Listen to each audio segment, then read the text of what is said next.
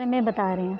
तो डाइट के बारे में जब हम बात करते हैं तो सबसे पहले हम बात करते हैं कि जो प्रकृति ने हमें वरदान रूप में सर्दियों में गाजरें दी हैं, गाजरों में टोटल विटामिन ए होता है। तो हमें जूस कैसे निकालें? तो इसमें आप 1 गिलास मान लीजिए आपको गाजर का जूस निकालना है, तो उसमें 4-5 गाजरें हो गई, एक इतना बड़ा एक चुकंदर हो गया, उसमें 2 आंवले हो गए और धनिया डालना है। तो इन चारों का जूस जब हम निकालते हैं 1 गिलास बन जाता है। उसको आप डेली रूटीन में पिएँ, 1 बार पिएँ, 2 बार पिएँ, 3 बार भी पी सकते हैं। तो गाजर का जूस तो है ही अच्छा। तो हमारा एक तरीके से हमारी डाइट भी हो गई, हमारे फूड का भी काम करता है और हमारी आँखों को भी स्वस्थता प्रदान करता है। तो इस तरीके से जब हम ये बनाते हैं उसमें मैं एक प्रैक्टिकल मैंने किया है घर पर कि जब हम जूसर में धनिया डालते हैं तो उसका रस ज़्यादा नहीं निकलता। तो आप धनिया को अलग से धो धा के बारीक करके उसको अलग से ग्राइंडर में मिक्स कर लें। तो ग्राइंडर में जैसे हम चटनी बनाते हैं इस तरीके से चटनी बनाएं और चटनी बनाकर हम उसको उस जो जूस आपने निकाला है उसके अंदर डाल दें। चटनी के अंदर, धनिया की चटनी के अंदर, खाली धनिया की चटनी, कोई नमक नहीं डालना, कोई नींबू नहीं डालना, कोई मसाला नहीं, कोई मीठा नहीं। तो उस चटनी के अंदर आप उसको ग्लास में डालें और उस ग्लास में सारे के सारे जूस को आप पलट सकते हैं और उस जूस को आप सेवन करें। उस जूस का सेवन करते हुए आपको जो धनिया की न्यूट्रिशियस वैल्यू है वो पूरी की पूरी आपको मिल जाएगी। तो ये जूस जो मैंने आपको बताया सभी को समझ आ गया होगा। और दूसरा है हमारा पेठे का जूस भी है। जो हमारे पेठे का जूस क्या करता है, पूरे के पूरे सारे अंगों को, जितने भी हमारे अंग जो हैं वो सूख गए हैं अंदर, उन सबको लुब्रिकेशन प्रदान करता है। और सबसे बड़ा इसका हमारा जो फ़ायदा है वो हमारी अंदर की एसिडिटी को ख़त्म करता है, क्योंकि ये हमारा एल्कलाइन है। एल्कलाइन मतलब क्षारीय, जो हमारी अंदर की एसिडिटी को ख़त्म करता है। कई भाई बहनों को एसिडिटी की प्रॉब्लम रहती है, खट्टापन लगता है, यहाँ जलन सी होती है, तो उन लोगों को भी पेठे का जूस सेवन करना चाहिए। तो जब लुब्रिकेशन प्रदान होगी हमारे पूरे अंगों को, सारे के सारे अंगों को, तो वो आँखों में भी जाएगी, आँखों में भी जाएगी। ठीक है ना शैली बहन? तो जब सारे अंगों को हमारी स्वस्थता प्रदान हो रही है तो हमारी आँखों को भी, सारे के सारे सिस्टम को ये ठीक करेगा।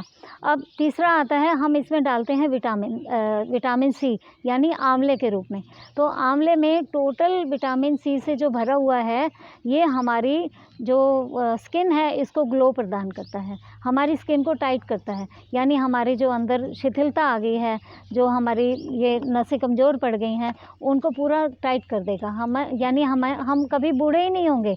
अगर हम सदैव आंवले का प्रयोग करते रहें तो कभी भी बूढ़े नहीं होंगे। तो आंवला आपने देख लिया कि प्रकृति जब देती है तो कितना सुंदर शेप होती है उसकी, उसमें रस से भरा हुआ है, एक एक आंवला रस से भरा हुआ है।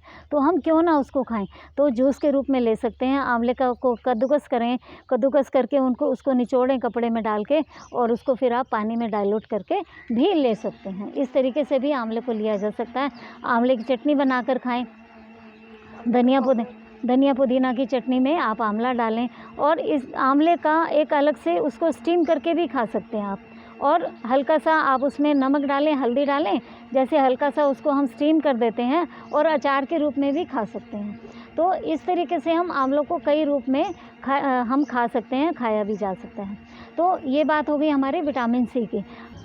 तो अब हम बात कर रहे थे आंवले के लिए। तो आंवले में विटामिन सी भरपूर मात्रा में होता है। तो आंवले को जब हम ग्राइंड करते हैं तो हमारे शरीर को ये ग्लो प्रदान करता है, हमारी स्किन को ये टाइट करता है। और तो और हमारे जो ग्लूकोमा जो आँखों की बीमारी है, जिसमें हमारी दृष्टि ख़त्म हो सकती है, और हमारे ग्लूकोमा के रिस्क को, खतरे को कम करता है। और मायोपिया रोग में भी, दृष्टि रोग जो है उसको भी हमारे ये ख़त्म करने में हमारी ये हेल्प करता है। और तीसरा हमारा जो विटामिन सी है कि और किस में पाया जाता है, लेमन में है, संतरा है और मौसमी है, यानी जो खट्टी चीज़ें हैं उनमें पाया जाता है। तो इस तरीके से हमें विटामिन सी को डेली रूप में प्रयोग करना ही चाहिए। अब हम बात करते हैं विटामिन ई के बारे में। तो विटामिन ई जो मैंने अभी बताया कि आपको एक पाउडर फॉर्म में बनाना बताया, तो उसमें हमने सनफ्लावर सीड्स डाले, सूरजमुखी के बीज। तो हमारे जो सूरजमुखी के बीज हैं वो हमारे आँखों की रोशनी को बढ़ाने में सहायता प्रदान करते हैं। और तो और हमारा जो पीनट्स हैं या होल ग्रेन है, होल ग्रेन का मतलब साबुत अनाज है, जैसे हम स्प्राउट्स के रूप में खाते हैं, अंकुरित करके खाते हैं, या हमारा जो आटा है वो हम कहते हैं गोल पिसवाना चाहिए, यानी पतला जो आजकल मार्केट में आ रहा है, बारीक आटा आ रहा है, वो हमें नहीं खाना चाहिए, क्योंकि वो हमारी आंतों के साथ चिपक जाता है और उनको सफाई नहीं करता। तो जो गोल आटा है, होल ग्रेन जिसको हम कहते हैं, स्प्राउट्स के रूप में लेते हैं या आटे के चपाती के रूप में लेते हैं, तो ये हमारे अंदर के सारे ऑर्गन्स की सफाई भी करते हैं। जब सफाई होगी तो हमारी जो अंदर की इंटेस्टाइन्स हैं वो अच्छे से काम करेंगी, और हमारे जो रस जो हमारा बनेगा खाने के रूप में, उसको ग्राइंड करके हमारे शरीर के हर एक ऑर्गन तक हमारे उस रस को ब्लड के रूप में पहुंचाएंगी। तो जब हमारी ये सारी क्रियाएं अच्छी हो जाएंगी तो ऑटोमेटिकली हमारे आई ऑर्गन को भी हमारी ताकत मिलनी शुरू हो जाएगी। तो अब हमने इन सारी जो डाइट के रूप में बात करी, अब हम बात करते हैं कि हमारी जो ये एक्सरसाइजेज़ हैं इनके रिज़ल्ट्स क्या आते हैं, कि हम ये एक्सरसाइज क्यों करें। तो हम एक्सरसाइज इसलिए ये कर रहे हैं कि हमारा पहला एस्पेक्ट है फिज़िकल, यानी शरीर के रूप में पहलू जो है, हमारा शारीरिक पहलू जो है, उसमें हमें क्या असर आता है। जब ये सारी क्रियाएँ करते हैं तो हमारा जो आई ऑर्गन है, हमारा आई अंग है, जो हमारी आँखें हैं स्पेशली, वो तो ठीक होती ही होती हैं, जो हमारा आई चक्र है वो भी कवर करता है हमारे।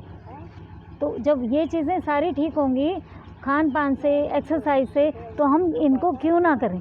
तो अगला जो है हमारा पिट्यूटरी ग्लैंड, यानी जो पिट्यूटरी हमारी अंतःस्रावी ग्रंथि है, पिट्यूटरी नाम की, जो हमारी सारी ग्रंथियों की रानी है, जो हमारी सारी ग्रंथियों की रानी है। अंतःस्रावी ग्रंथियाँ होती हैं ना, सुना होगा आप लोगों ने। तो इन सारी ग्रंथियों की रानी पिट्यूटरी ग्लैंड है।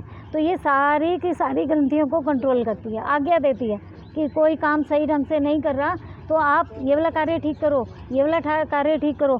जैसे पेरेंट्स होते हैं ना घर में, माँ बाप होते हैं, वो बच्चों को अपने टाइम टू टाइम उनको बोलते रहते हैं कि ये वाला कार्य ठीक नहीं हुआ। इस तरह हमारी जो पिट्यूटरी ग्लैंड है वो रानी कही जाती है हमारी ग्लैंड्स की। तो जब रानी ठीक हो जाएगी, पिट्यूटरी ग्लैंड ठीक हो जाएगी, तो वो हमारे आई ऑर्गन को भी ठीक कर देगी। तो अगर हम देखते हैं लाइफ एस्पेक्ट को, यानी जीवन के पहलू को, तो हमारे जीवन के पहलू में हमारी इंसोम्निया नाम की जो बीमारी है, जो हमें रात को नींद नहीं आती, हमारा वो भी ठीक हो जाती है। और तो और जो हमारा स्ट्रेस है, एंग्जाइटी है, यानी चिंता, तनाव, उसको भी ये ठीक कर सकती है, जो हमारी ये एक्सरसाइज है। और हमारी मेमोरी को ठीक करती है, मेमोरी जो याददाश्त हमारी जो शक्ति है ना, उसको बढ़ाती है। और कंसंट्रेशन, बच्चों की कंसंट्रेशन दिन प्रतिदिन कम होती चली जाती है, वो ध्यान नहीं लगा पाते, याद नहीं कर पाते, तो हम उसकी पावर को भी ये एक्सरसाइज करके बढ़ा सकते हैं। शैली बहन, समझ में आ रहा है आपको।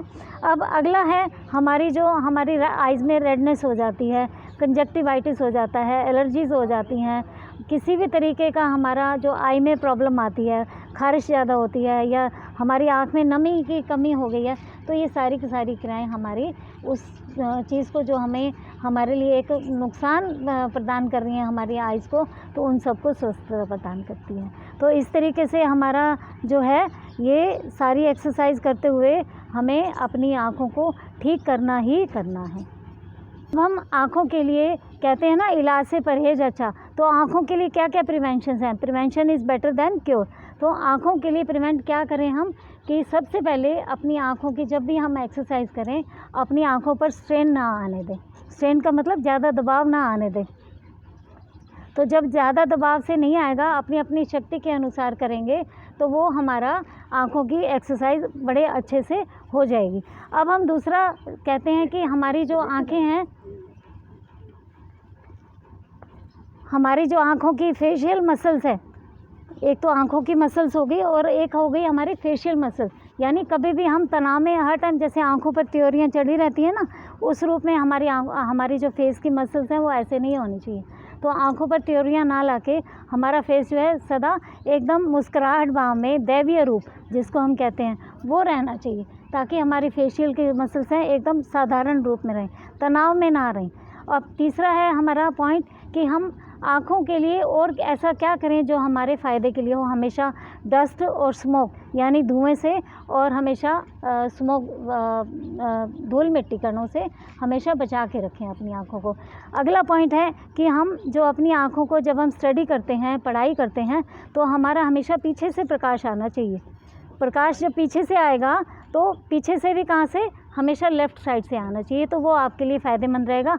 अगर बिल्कुल पीछे से आता है तो वो हमारी जो परछाई है, जो अंधेरा है, वो हमारे बुक पर पड़ेगा। तो हमेशा बच्चों को समझाएं कि पीठ के पीछे से प्रकाश आए। और हमारा जो लैपटॉप है या मोबाइल है, हमारा कम से कम इतना 1 से 1.5 फीट का अंतर होना चाहिए। जब हम पढ़ाई करते हैं, कई बच्चे ऐसे ऐसे पढ़ाई करते हैं, देखा है ना कभी आपने, तो एकदम पास लाके, चाहे उनको यहाँ से दिख भी रहा है फिर भी यहाँ पास आके पढ़ाई करते हैं। तो बच्चों को सिखाएं कि हमेशा 1 से 1.5 फीट का अंतर, उनकी पढ़ाई, उनका जो रीडिंग है वो इतना अंतर होना चाहिए। तो इस तरीके से हमारा जो पढ़ना लिखना सब ठीक होगा, हमारी आंखें भी ठीक रहेंगी।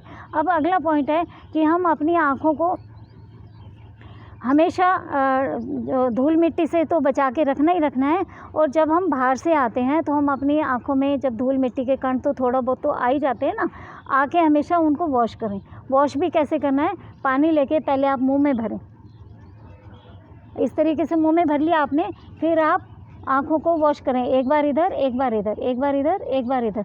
तो इस तरीके से 15-20 बार आप हमेशा अपनी आँखों को दिन में 5 से 10 बार, 5-7 बार, 10 बार, जितना मैक्सिमम हो सके आप अपनी आँखों को वॉश करें।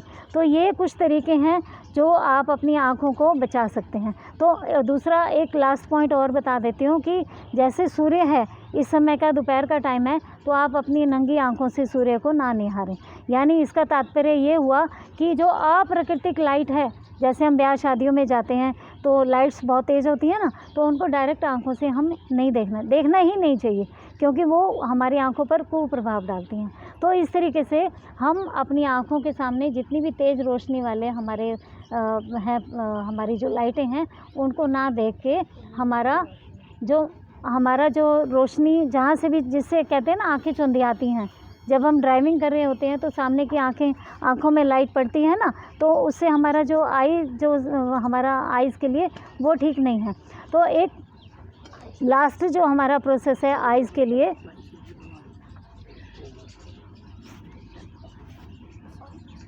हमें हमारा जो लिविंग रूम है, जिसमें हम जो सारा दिन रहते हैं, वहाँ पर प्रकाश का ज़्यादा होना ठीक नहीं है, यानी तेज़ लाइट वहाँ पर हम नहीं लगाएंगे। तो ये तरीके हैं कुछ हम अपनी आँखों के लिए, अपनी आँखों को बचाकर अपनी आँखों को स्वस्थ कर सकते हैं। तो आप सभी ने बहुत ध्यान से सुना, सारी एक्सरसाइज करी, तो इसके लिए आप सभी का बहुत बहुत धन्यवाद। और उम्मीद करती हूँ कि आप ये एक्सरसाइज करते हुए अपने चश्मे को भी हटाएंगे और अपने बच्चों को भी स्वस्थ रखेंगे। ये एक्सरसाइज आप अपने बच्चों को भी कराएं। अगर आपके बच्चे नहीं करते घर पर, तो आप उनको यहाँ हमारे दर्शन आश्रम में ले आएँ, हम उनको यहाँ पर कराएंगे। और यहाँ पर डेली रूटीन में भी एक्सरसाइज कराई जाती है, तो आप भी आकर यहाँ पर आनंद लें, अपनी आँखों से चश्मा हटाएँ, अपनी आँखों की स्वस्थता बढ़ाएँ और अपने शरीर को भी स्वस्थ करें। आप सभी का बहुत बहुत धन्यवाद, बहुत बहुत धन्यवाद।